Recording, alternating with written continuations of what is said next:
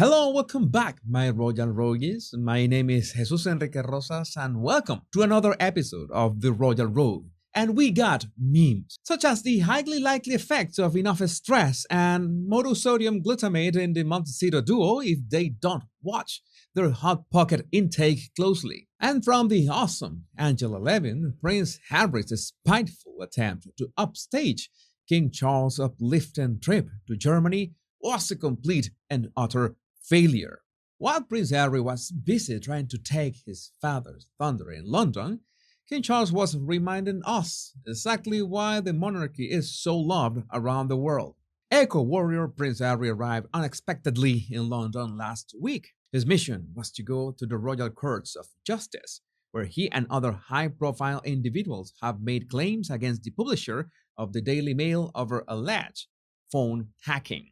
As it was a preliminary hearing, Harry could just as well have stayed at home and showed support remotely, especially given his frequent complaints about the inadequate security afforded to him in the UK. But I get Angela's point. The real reason the ginger whiner came to the UK is because King Charles is stealing worldwide headlines thanks to, of course, the coronation. And since Harry hasn't found a real job since he left his duties as working royal, then the only thing he can do is to show his face around here. But you have to imagine that Harry's trip was so uneventful that the most relevant thing that happened to him was bumping into a photographer. Let that sink in. I guess that's why so many people believe that that bump was on purpose, pre-planned by his own ultra security just to have something eventful for the usual tabloid headlines. And the writing is on the wall. Lulu on Twitter. So as we thought, the smirking pap walk was staged and set up. Lady C reported yesterday that the press were tipped off on Harry's court appearance by his own PR people. A bit like the Rent fans at the end of the week too. And it turns out that Charles is a merciful king after all. Prince Harry stays at Frogmore Cottage for what may be the last time. Duke of Sausages, who has been asked by the king to vacate the Windsor property, made it his base when he attended phone hacking case. It is understood that the Duke of Sausages stayed at the Windsor property before making his surprise appearance at the Royal Courts of Justice last week.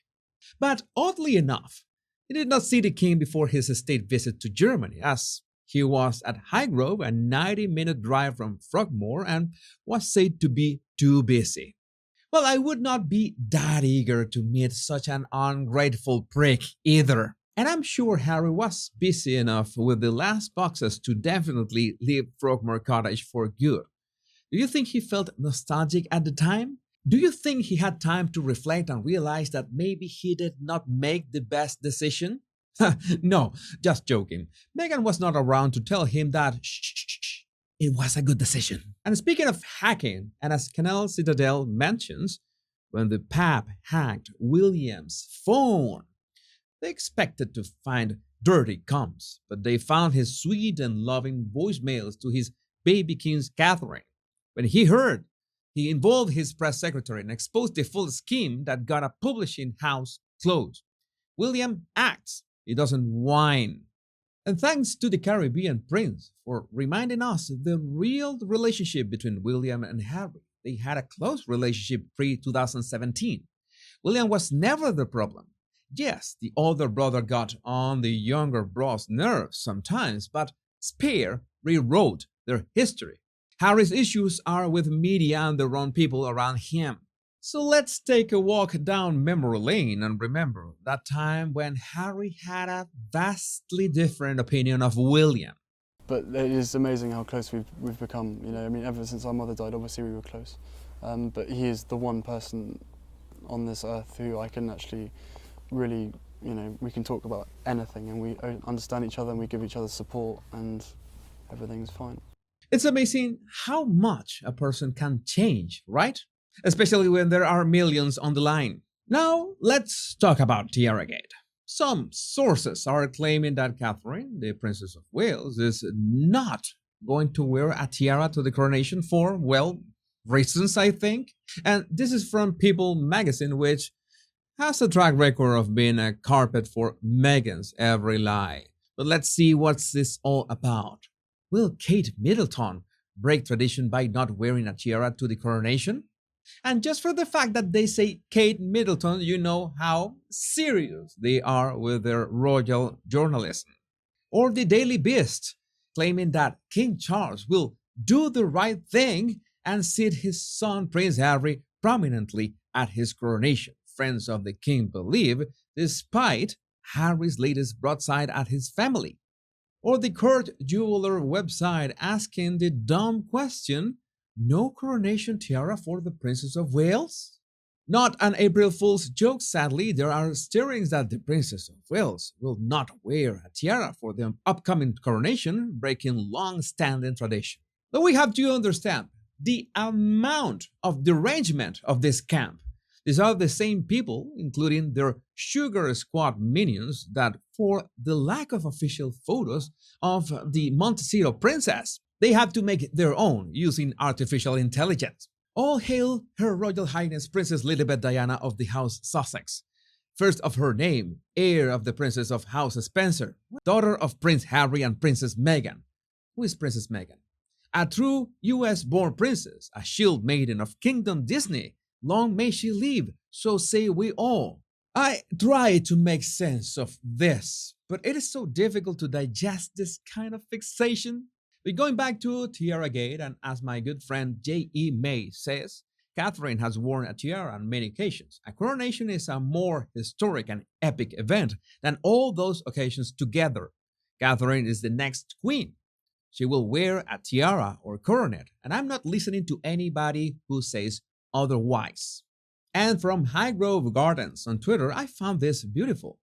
Discover never seen before sketches by His Majesty the King and the story of Highgrove's history and evolution through newly uncovered archived photographs and early design plans at the Highgrove in Harmony, exploring a royal vision exhibition at the Garrison Chapel, London.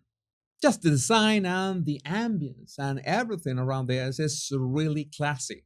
I especially love the color palette of this exhibition. And of course, some of the king's sketches, such as this interesting spherical perspective of a bench.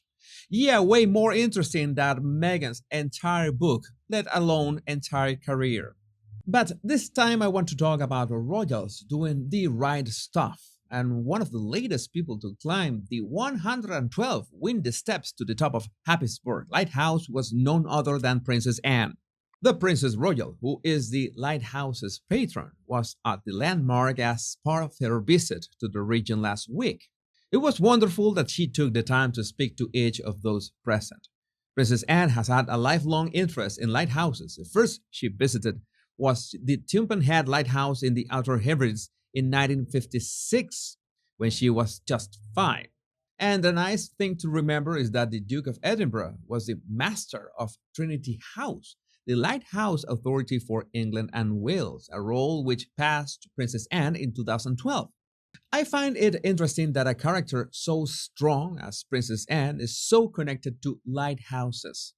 Because beyond their practical function, lighthouses have become symbols of hope, guidance, and strength. They have been immortalized in literature, art, and popular culture as beacons of safety, guiding ships through the darkness and storms. Lighthouses are often associated with solitude and endurance, as they stand steadfast against the forces of nature.